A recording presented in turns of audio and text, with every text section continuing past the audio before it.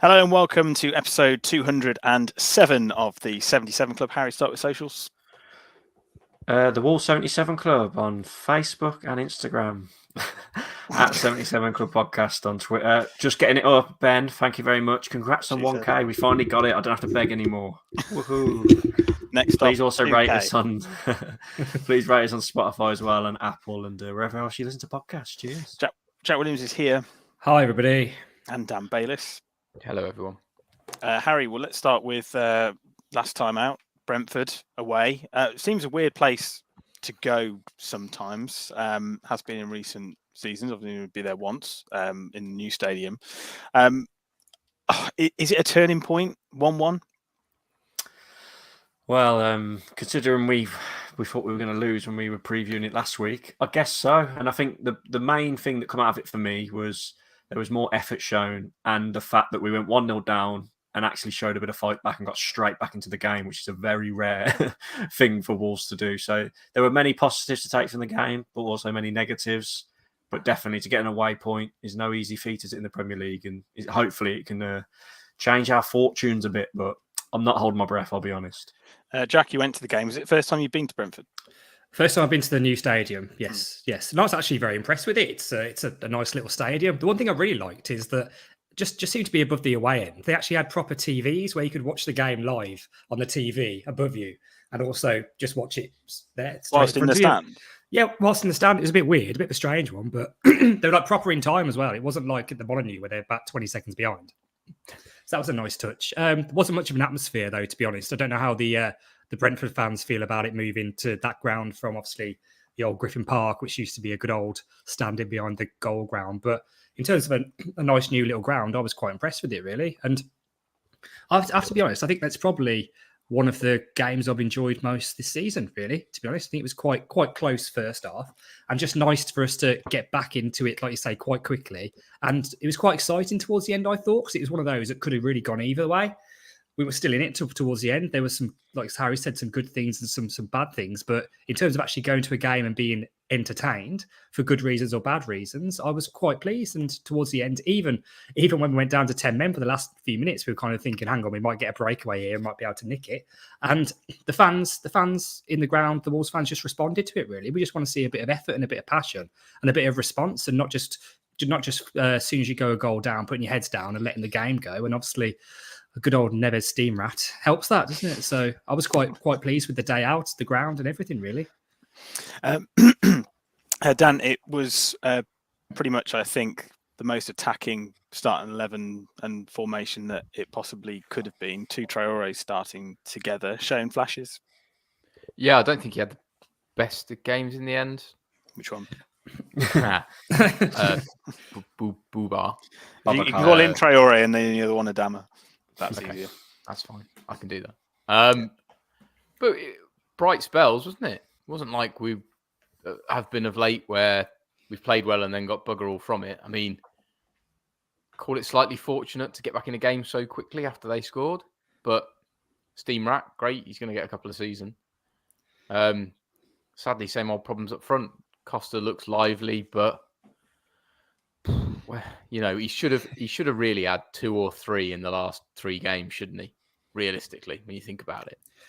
And now he's not going to play the next 3 because VAR's come in and they spot these things that he used to shit house about doing when he was here before. Can we have complaints? Because I mean, you've always said, haven't you, Dan, that you'd love Diego Costa because he's a shit house. And can we really be upset when he does something that is really shit house? Yeah, it was very stupid. But do you know that's his first ever Premier League red card? Is it? Yeah, it is. Yeah, because of VAR, isn't it? Oh, wow. He got away with it. The ref didn't give it. So no, that's true. Shit house. He was getting frustrated, wasn't he? And from where I was stood, which is obviously behind the goal where it happened, I didn't sense any whiff of a headbutt at all until obviously you watch it back. But at the time, I didn't think anything of it. I thought it was just a foul potentially, and that was it. But I think you can now see how we're desperately crying out for a proper manager. Davis is obviously trying really hard, but there's no sort of, I don't know what you call it, but that sort of style that Wolves played where everyone's going towards a sort of attacking goal in terms of the way they play their football to create chances. It doesn't seem to be there. We have good spells and play good football, but nothing that makes you get on the edge of your seat and think, oh, we're going to get a couple here. I don't know. And it is the intermittent form of players. Someone will have one good game in 3 or 4, and it's really starting to tell. It is really starting to tell. Because no matter who we have on the pitch, 3 of them are going to have a bad game. And that's what loses you games in the Premier League. It is consistency and mixed with quality. We've got the quality. It's clearly there in spells. We can all see it. But Kilman has a bad one. Semedo has a bad one. Johnny has a shocker. Costa does nothing. Adama doesn't turn. If 11 of them all showed up at the same time, I'm sure we'd be great. I'm sure we would beat teams. But it's just continual now. It's every week we talk about the 3 or 4 that have had a bad game, and that's what's costing us points.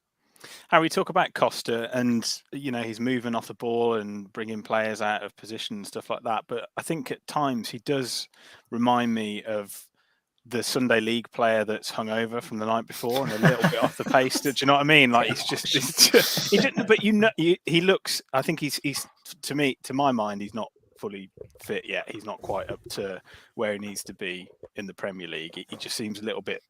I don't want to say overweight, but not as slim as he maybe should be. I don't know. I don't know. There's something about him when I'm watching him play that just makes me think he's not quite there yet. I mean, he's got plenty of gym time coming up with a 3-game suspension. Yeah. The thing is, it's probably the liveliest he's looked for us, hasn't it? He had 2 chances that stick out to me. That one when he cut it onto his left and shot twice, actually. That other one, but he's kind of scuffed the other one he had as well. But at the end of the day, as well as he played, he's let us down, hasn't he now? He's completely put us in the shitter by getting sent off. I know, luckily, I think the Leeds game in the Cup counts as one of his 3 games, doesn't it? But we're now left with praying to God that Raul Jimenez is going to be fit, which is probably not likely. I know he's back in training now, and I know we had the risk of this happening with Costa, but for me, it's literally the last dying minutes of the game. He's having a bit of a tussle. I know he loses his head, but why do it, man? I know he's apologised to the players, but he's probably on good money. He's coming for the year to help us, but he's let the club down and he's let us fans down, I think. And hopefully he gets punished for it, because I think it was just ridiculous what he did. For a player at his age, he looks all of 34, by the way, doesn't he? Like Sam was making the joke about him looking hungover.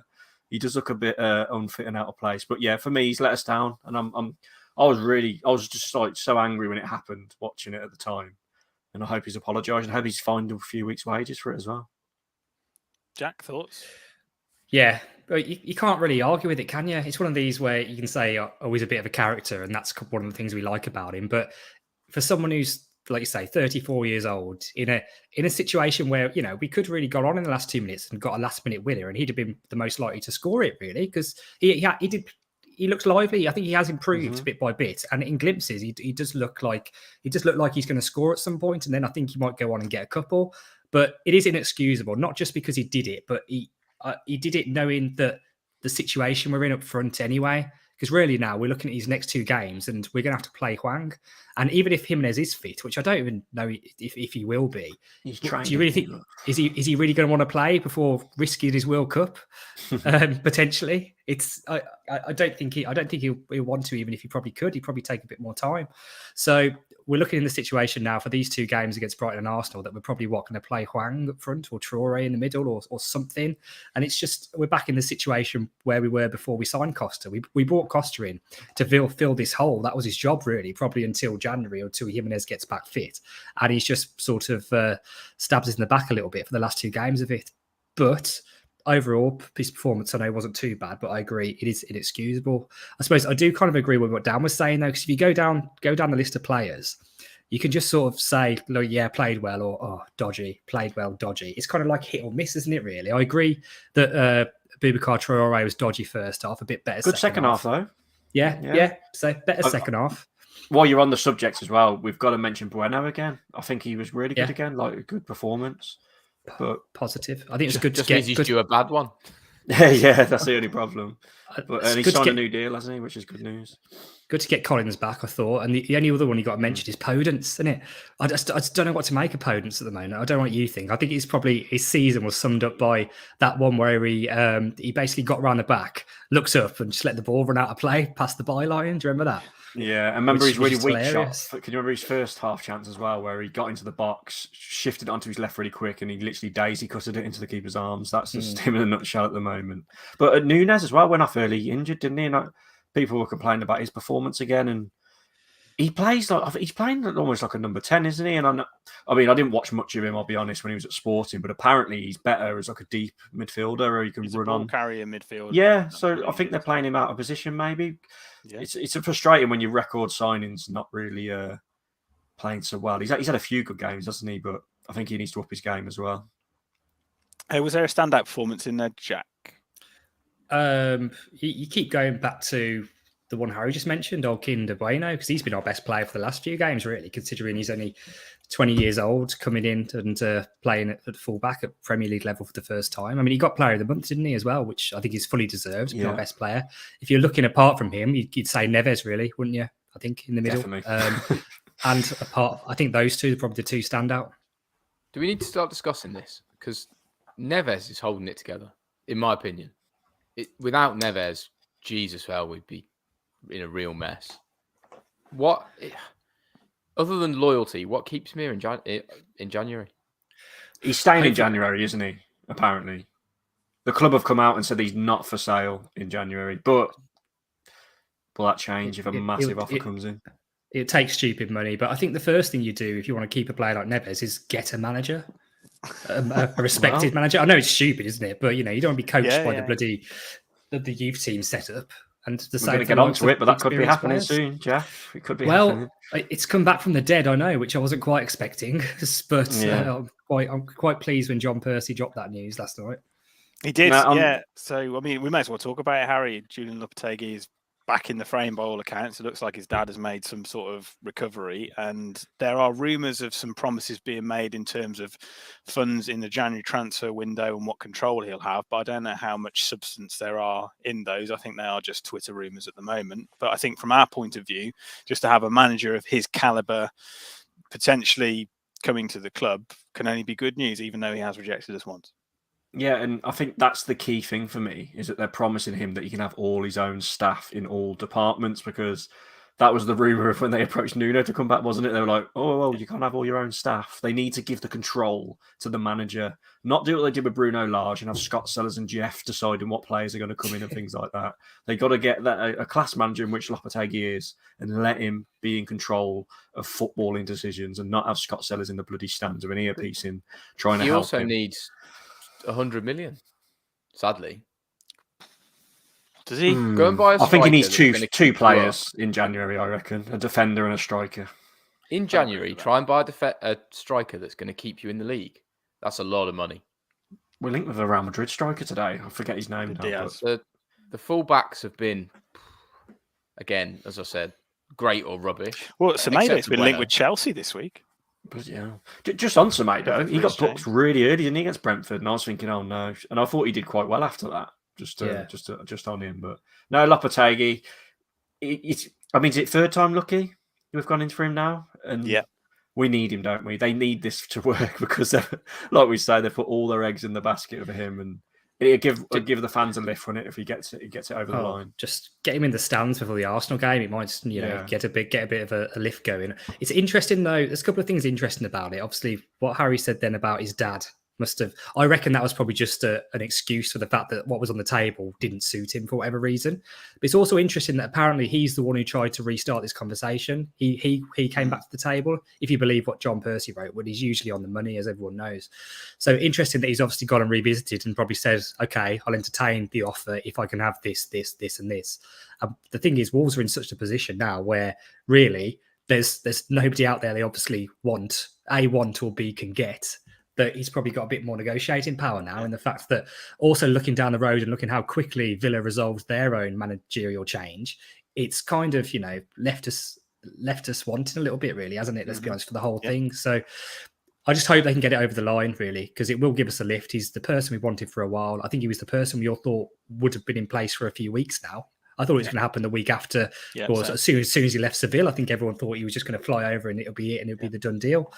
So yeah, hopefully they can get it over the line, but I'm not believing anything until I see him holding a shirt or whatever. I think the technical phrase is shit or bust, isn't it, Dan? I believe that is the correct terminology here.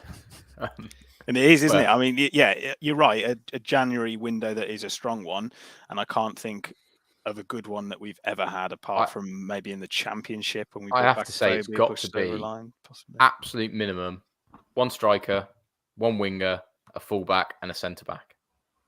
I think we need 4 players. Yeah, 4 players in January. It's a lot. 4 players, or It's we not don't going to stay. happen. All right. After they spend 100 $100 million in the summer, I'd be surprised if they give him money for 1 or 2 players, to be honest.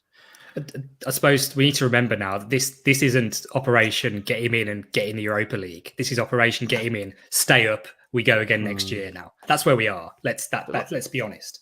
The last time a Wolves striker scored a goal is something like Southampton away last year. Is it that bad? It's honestly, it's ridiculous how long it is since a Wolves striker scored a goal. Didn't Raul score in the League Cup? Does that count? Premier League, I'm This talking. year? Yeah, Premier League. But just Is he really like that Sam long? said earlier, though. Like Sam said earlier, though, it's a about staggering Neves. amount of time. Lopetegui gave Neves his debut, didn't he? He did, That's yeah, that's a great little link. So hopefully Neves will stick around till the summer, then he'll go.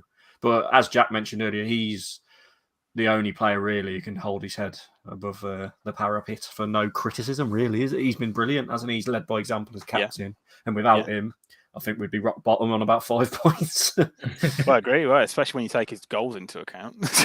Top goal scorer, isn't he? So, if we can get him in before the Arsenal game, that would be great. And then obviously we've got a break for the World Cup, and we'll talk a little bit about the World Cup later. Do you think the break is going to come at a good time, Jack? Potentially, just because there aren't going to be many players, I don't think, in the Wolves squad involved in the World Cup. There's going to probably be a maximum of 4, I would say, and then Portugal players, possibly Raul. I can't see many others. When you look at the table and the fact that we're second bottom and we haven't got a manager, you think, yes, this is coming at a good time for us. It gives the players who are injured a chance to recuperate if they're not going. These sorts of things gives a chance for Lopetegui to hopefully be in place and start prepping for the new year. Do you think it'll be for the Boxing Day games, or will it be January? Or I'm not quite sure, but because we play Everton Boxing Day, don't we? So hopefully that'll be his first game in charge. I'd have thought so. Yeah, I mean, the only way you can say it ends up coming at a bad time is if we somehow win these next 2, which I can't see at all, considering the way they've both been playing, really. So I think we're in a situation now where let's try and get a result against Brighton. We're probably not going to beat Arsenal, but let's at least give him something to build on when he takes over. Just don't go into it with 2 losses back to back from 2 home games. At least get something on the board from these 2 games. I think is the realistic situation of where we are now. And then hopefully the break will be welcome. Let's have a look at Brighton, Harry. They are playing some unbelievable football. It seems that they're continuing from where Graham Potter left off, and obviously gave him a little bit of reminder of how cruel football can be at the weekend against Chelsea. How do you see this one playing out? And obviously we've got a decision to make because, well, as we said before, Costa is banned. Yeah, it's a big game. It's a game that a few weeks ago I looked at it and thought it's winnable, but as you mentioned, just the way they've been playing, they're scoring a lot of goals. They're looking good. I'm worried, man. I'm worried. I think they're big favourites. It's going to be a tricky fixture. They've got some talented players, and it's. If I'm honest, I'm not confident at all. Molineux can be very toxic if we go goal down, as we know, and there's a big chance we will. As you mentioned, no striker. So is it going to be Hwang in there, which is a huge decision to make? Totti's injured, so we can't go to the 5 like I suggested the other week. But no, a very tough fixture, and I'm not holding my breath, to be honest. I think Brighton are having a fantastic season, and they're a much better team than us at the moment, unfortunately. Bayliss, we don't know the circumstance for Nuno, so it could be a problem in the middle. I imagine it'll be Moutinho that would come in for that, but otherwise, what would you do? Hope, pray. I don't know. They're a good side. They're a good side, Brighton. They are, yeah. that Trossard's a serious player. He's on top form. They're actually scoring goals. They're doing what Wolves should be doing. Bayless, I hope they're. Yep. do you want to answer this question? Bringing in Richard off tangent, says, but can we yeah. ask Bayless about Semedo and Johnny being in such short of form? And you are the wing-back correspondent, Dan. Yeah, I think I said we've got to bring another one in. Bueno, I think's played very well. He's earning his place. He's just got to keep himself a bit of consistency. But I think we need another one because both of them have done really poor things and good things over the last few weeks, and that isn't what wins you games. Those small mistakes or big mistakes are what lead to losses. So You're starting Semedo again, though, aren't you, against Brighton over Johnny, I think. Yeah, Johnny just hasn't been there, has he? He had a fantastic game at home against Southampton. And then since then, he's been hot and cold. And he looked awful against Leicester. So we're in a tough position. That's where all Wolves' good football came from only a couple of seasons ago. All our best football came from fit Johnny before his ACL and Doherty. And that's what, that's how we beat Man City. And now we look lost in those positions. Really lost. Weak area, yeah. Weak. We don't attack through them. I can't think of many chances any of them have really created. Bueno? Johnny created. Bueno has started to, but the rest of them, ignore he's hot and cold, doesn't deserve a place in the side. Semedo and Johnny again. The only one really springing to mind is Johnny's at home against Southampton, where he should have had a goal for himself, really, and he was unlucky. Other than that, I can't think of him creating a chance. Out of what? No, I think you're right. 15 goals a season that had come through the wing-backs under Nuno. Fair enough, we changed the style we play and we want to keep the ball more, but got to create something, and overlaps is one of the ways of doing that, and we've always been good at it.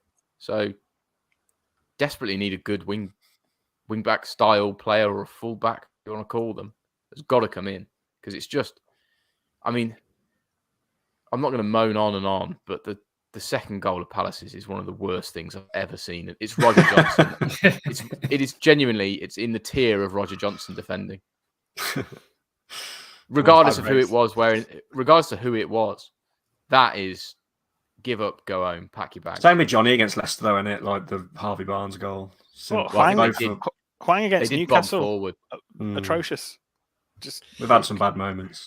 They're really, really bad. And it is the difference between a 1 point or 3. Mm-hmm. So what do we think the team's going to be for Brighton? What do we think? Similar to Brentford, I think. It's got to be, I think from Costa. Well, same back four. I'm guessing Nunez is still injured, though. So what, Coutinho, Boubacar and Neves in the middle. Mm-hmm. And then what, Podence, Swang and Traore. Less Traore goes through the middle, but Jack, you was in the away end, and I listened to the first I'd heard of this today. I listened to the Expression Star podcast, and they were saying on there, and I don't know if you saw it, so apparently Guedes went to storm down the tunnel straight away, and that someone was trying to rip him back out to clap the fans, and he refused to, and just bombed down the tunnel.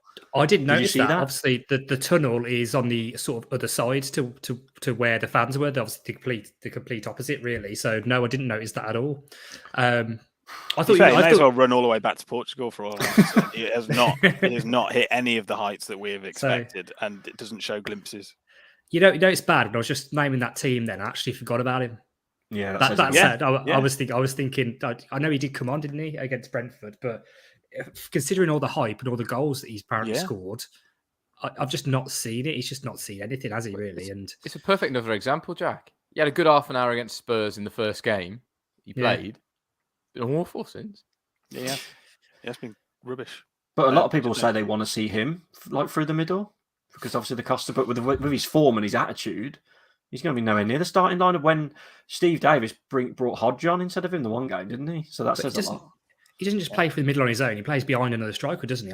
He's probably better off a striker. Yeah. So, you play him and Hwang. I mean, that's just a recipe for the disaster, isn't it? I think I do have to say, in these situations where we're in a bit of a struggle, it isn't just your ability and your quality. And this is going to be very rich coming from me, anyone that's ever played sport on a pitch with me. But it is about attitude. It genuinely is. It's 50% ahead of him at the moment. And if he's got any waft of arrogance about him or self-entitlement, then that isn't the sort of player you need in a team is in a relegation battle. It's weird. Jack, you made the point earlier that we all got called pant wetters for being negative on the first podcast of the season, in which Harry actually said that Bueno would be a standout player this season, which is incredible, Mystic Mansell. But on that point, are we being too negative? No. We're level on points with Nottingham Forest. Yeah, in the relegation zone. I think after that pod as well, the thing that we were saying is, and I remember I've said it many times, is that the squad is too small. The squad is still too small. And look where we are now. We're talking about whether we need to play Guedes or Hwang to get us out up front against, for 2 games before the close season. So I think everything we said was completely justified. And in our defence at the time, Fabio had just gone on loan. Raul just got injured. We hadn't got Costa in at the time. And I don't think we'd brought Guedes in at that point. So it was even more crisis then. But, I mean, look at us now. We're not in... I know injuries have been very unlucky, but we're not in too much of a better position, are we, in terms of squad size, as Jack said? I know we're going to talk about this next week, but I genuinely think Arsenal could do to us what they did to Forest. Yeah. Right. I'm going to have to go into hiding. I don't know.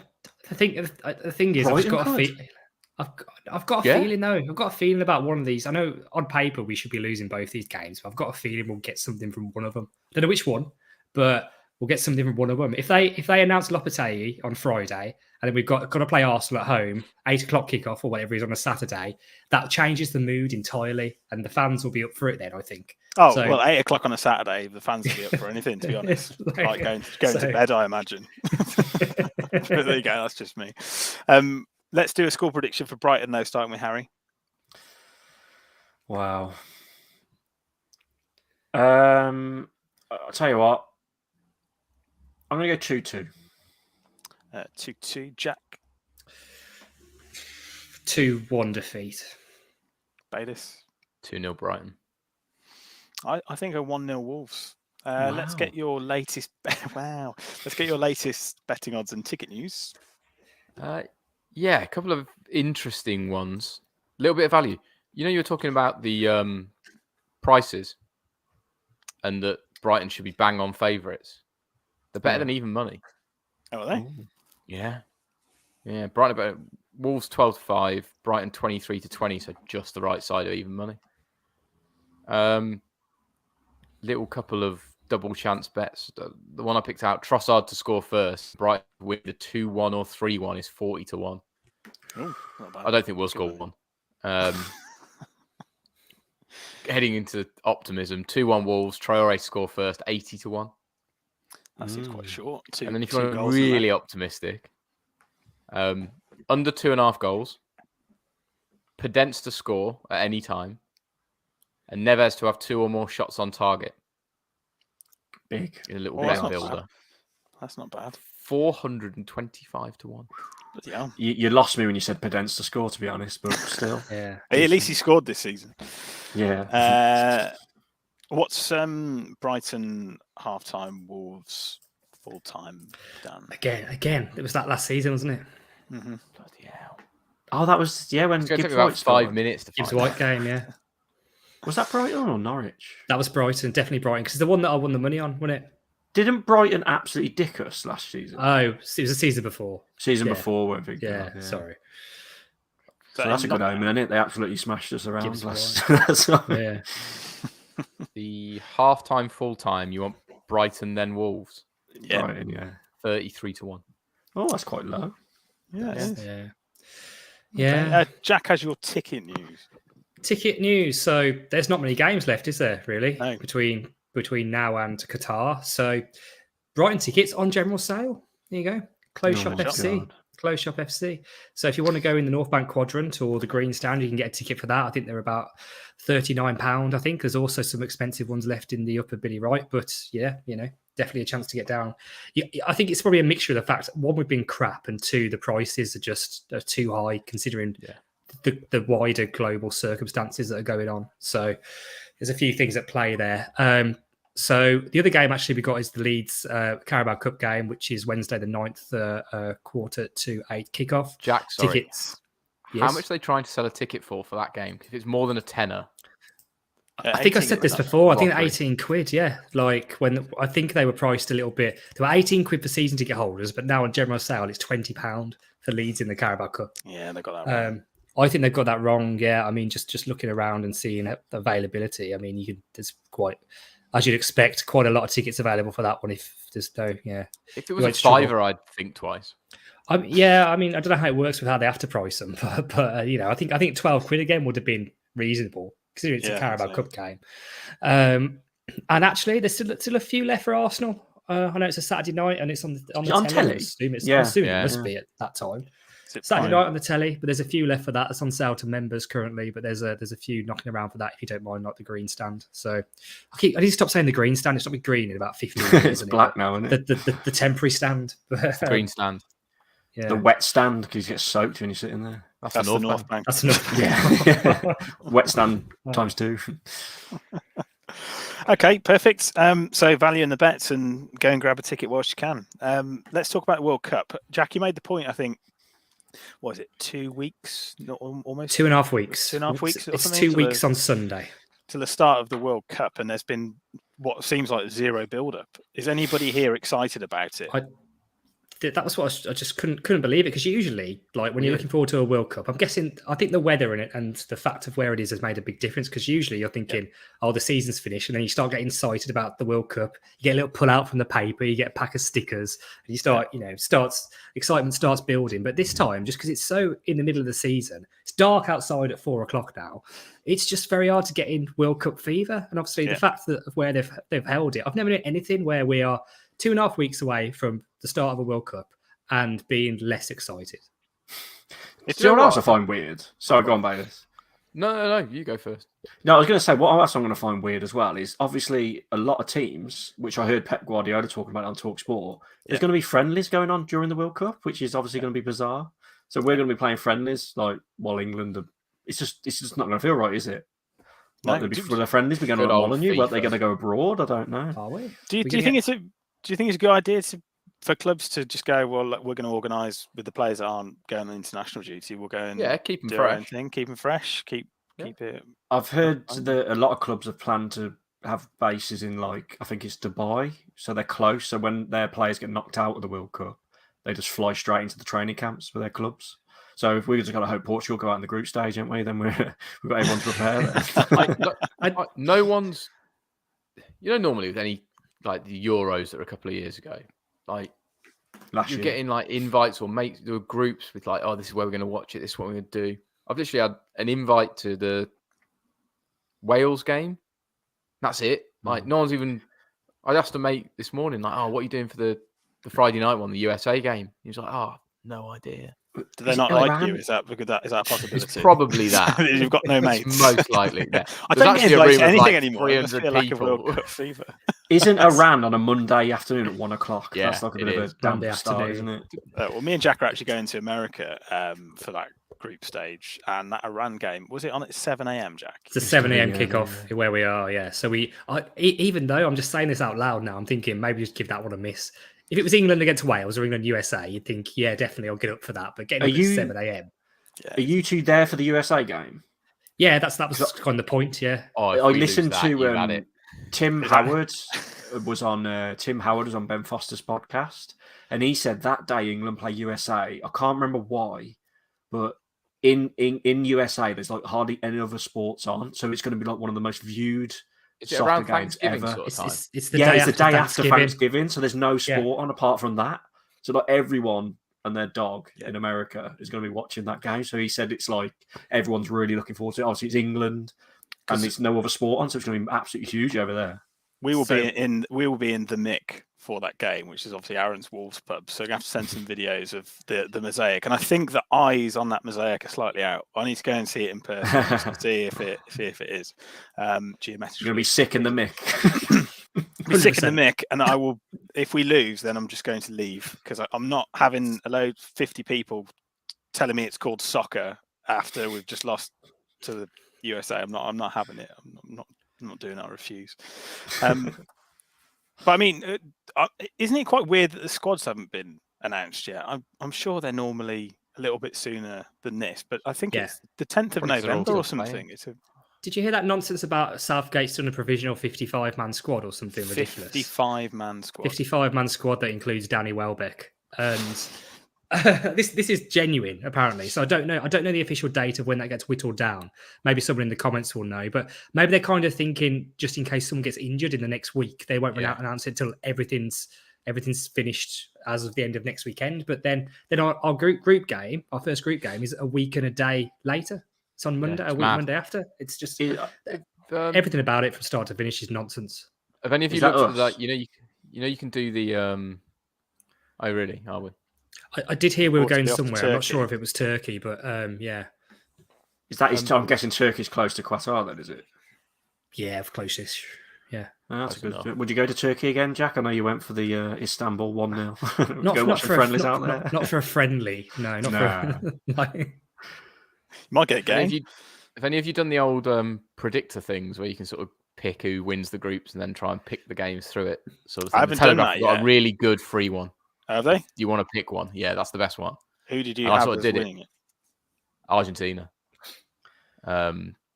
Sadly. Sorry to go But off subject. the big one is apparently I've got a colleague who's Danish, and apparently Denmark's record against France is really good. And if Denmark top the group ahead of France, it makes England's run a lot better. We basically avoid France going through.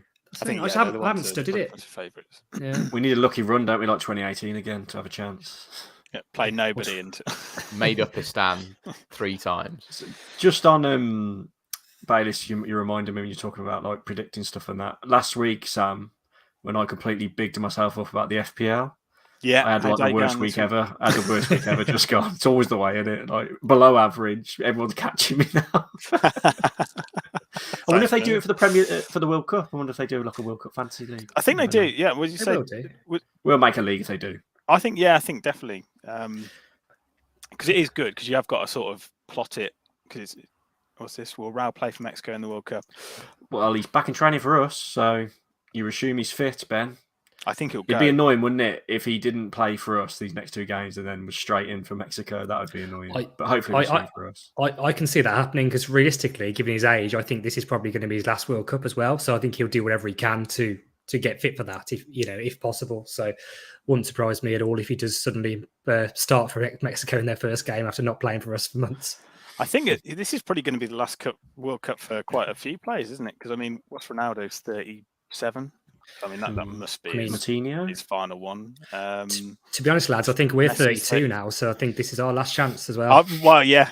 If we don't make this squad. To be fair, with a 55-man provisional squad, we might well be on it. Could be. Are there any outside players? Do you think Cody will go? I think he will. Yeah. Do you think it sort of worked out well for him? Really, I think you can't help but actually, feel good for the guy. I'm going to be wearing my Cody England shirt in Chicago or wherever we are with pride. To be fair, I hope he goes. To be honest, will he play minutes, Stuart? No. No. But you can hear him. You can hear him on the training pitch. Good to have around. Well, yeah, okay. So 2 more games left. How many points do you reckon for the World Cup? I mean, I think we need to win. We've got to win one of them, really, haven't we, to give us a bit of a boost going into the World Cup. But I think we'll do well to get a point out of the next 2 games. Jack? Not a BO, as in a point on the board. I think point has to be the target from these 2. Just get something. Don't lose them both. Dan? Yeah, I mean, I'll take a point now, really, but 3 is what we need. Saturday is huge, but Brighton are a good team, so it will be 0. In years gone by under Nuno, in this sort of situation, we'd go, we'll lose to Brighton, but beat Arsenal. That's what Wolves do. We beat the big team. Yeah, that's so but true. Now I'm not even. We confident never say that now, do we? Never. I can't remember last time. Yeah, that's so true. It's a shame. It's such a shame.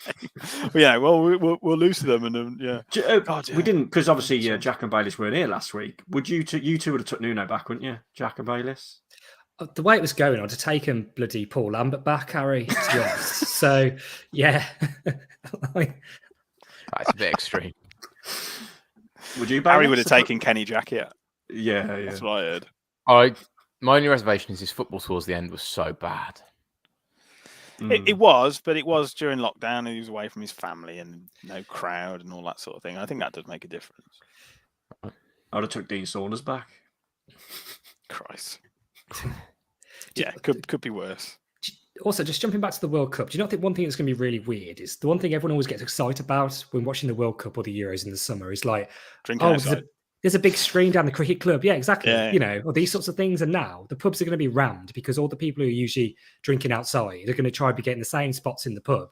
It's just going to make it just as a chunk. Do you know what, weirdly, I had a leaflet this morning given to me. Talk Sport are doing a fan park that's like covered under Waterloo. Looks quite cool. How do you say underwater then? Yeah, under the sea. Underwater. SpongeBob. But yeah, so they're not. I don't know whether they're doing like the Trafalgar Square ones or anything like they did for. But they must be doing Box Park and things, surely. It's too cold to throw beer about, isn't it? Freezing cold in the piston. Too bloody expensive. Everyone be covering up the top. Yeah. Yeah, it's all right, Harry. You have umbrellas in your cocktails, don't you? So you'll be all right.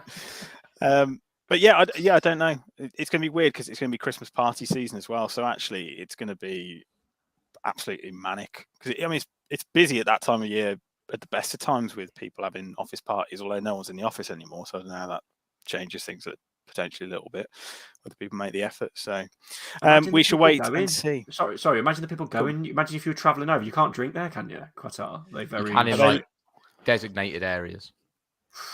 I won't fancy going over there. Did you see some of the accommodation that Sam put on the group earlier, like about an hour ago? Some of the screenshots of it. Shipping containers, weren't they? Essentially, basically, I don't know whether shipping that containers was in the desert. In that stadium, one of the stadiums is made out of shipping containers.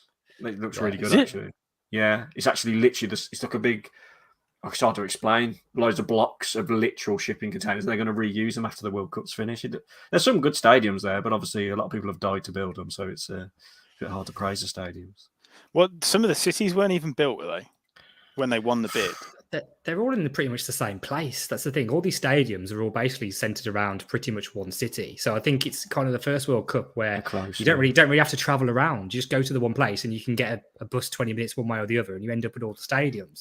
Yeah, but don't hold hands with your mate, or else you'll go to jail. I forgot that popular Simon Wilson. He's quite a popular YouTube travel vlogger. He did a video there, and as Jack said, he was just catching Ubers to each one. They're like 10 minutes apart. But as a Netflix are about to release a documentary about FIFA, aren't they, and how corrupt it is. So I'm sure we'll hear about how Qatar got the World Cup under Sepp Blatter. Loads of money. What's that called, Harry? Do we know? What's the Sepp Blatter's a twatter? No, I don't know. What it's called. I really hope it is called that. Yeah, I don't know what it's called. Quick, do it Netflix or Sky will. Right, okay. Well, let's leave that for another week. Best of luck if you're going at the weekend. We'll say goodbye to Harry Mansell. Yeah, see you, everyone. And Jack Williams. Ta-ra. Dan Bayliss. Goodbye. And it's a goodbye from me. Goodbye.